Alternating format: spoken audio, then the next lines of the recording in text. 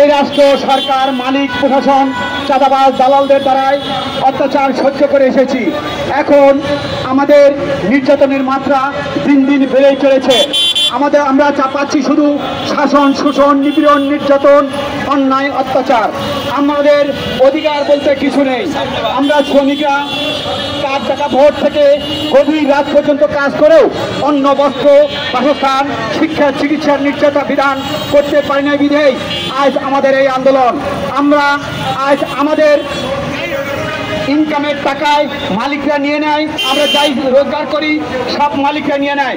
প্রতিদিন আমাদের কাছ থেকে এই মালিক সমিতির মালিকরা 54 লক্ষ টাকা বেশি দিচ্ছে, অথচ ওই স্বৈরাচার রাষ্ট্র সরকার মালিকদের একটি কথাও বলে না, একটি টু শব্দ বলে না। তার কারণে এই রাষ্ট্র সরকার ডোনার নেয়, বিকাশ নেয়, ঘুষ নেয়, টাকা নেয়, হাজার হাজার কোটি টাকা নেয় তারা, অথচ মালিকদের শ্রমের ঘামের টাকা শ্রমিকরাই বাঁচতে পারে না, তার ফ্যামিলিকে ভরণ পোষণ দিতে পারে না।